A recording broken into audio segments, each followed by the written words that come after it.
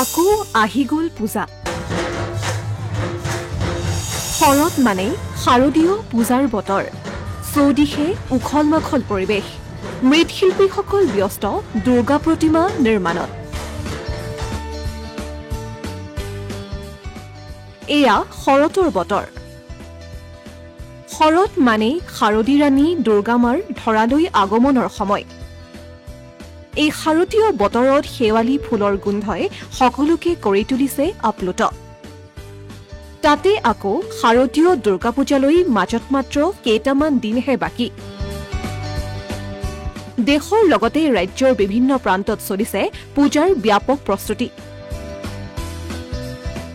কি মৃৎশিল্পী, কি মণ্ডপ নিৰ্মাণকৰ্তা, এতিয়া সকলো ব্যস্ত। কাৰো যেন মূৰ তুলি চাবলৈকো আহৰি নাই। শাৰদীয় দুৰ্গোৎসৱলৈ মাজত কেইটামান দিন বাকী থকাৰ সময়তে মৃন্ময় মূৰ্তিত শেষ পৰশ দিয়াত ব্যস্ত হৈ পৰিছে মৃৎশিল্পীসকল। ব্যতিক্ৰম নহয় জামুগুৰিহাটৰ মৃৎশিল্পী। যিমানেই দিন চমু চাপি আহিছে সিমানেই ব্যস্ততা বাঢ়িছে মৃৎশিল্পীসকলৰ। সুনিপুণ হাতেৰে সুন্দৰ ৰূপ দিয়াত দিনে নিশাই ব্যস্ত হৈ পৰিছে একাংশ শিল্পী। প্ৰতিমা নিৰ্মাণৰ বাবে তেওঁলোকে দিনে ৰাতিয়ে কষ্ট কৰে। এইসকল মৃৎশিল্পীয়ে সৃষ্টি কৰি দিয়া নিষ্প্ৰাণ প্ৰতিমা যেন প্ৰাণ পাই উঠে এই পূজাৰ দিনকেইটাতে। জামুগুৰিহাটতো দুৰ্গোৎসৱক লৈ মৃৎশিল্পীসকলৰ ব্যস্ততাৰ যেন অন্ত নাই। দিন ৰাতি পৰিশ্ৰম কৰি এতিয়া প্ৰতিমা নিৰ্মাণত ব্যস্ত হৈ পৰিছে জামুগুৰিহাটৰ এই মৃৎশিল্পীসকল। জামুগুৰিহাটৰ শ্ৰীকৃষ্ণ শিল্পায়ৰ মৃৎশিল্পীয়ে নিৰ্মাণ কৰা প্ৰতিমা তেজপুৰ, বিশ্বনাথ চাৰিআলিৰ লগতে নিয়া হ'ব চুবুৰীয়া ৰাজ্য অৰুণাচল প্ৰদেশলৈও। জামুগুৰিহাটৰ 10খনৰো অধিক মৃৎশিল্পালয়ত এতিয়া প্ৰতিমা নিৰ্মাণত দিনে নিশাই ব্যস্ত হৈ আছে শিল্পীসকল। প্ৰতিমা নিৰ্মাণত ব্যস্ত থকা খনিকৰসকলৰ এটাই আশা, শাৰদীয় দুৰ্গোৎসৱে সকলোৰে মুখলৈ কঢ়িয়াই আনিব শান্তি সমৃদ্ধি। কিমানমান মূৰ্তি নিৰ্মাণ কৰিছে?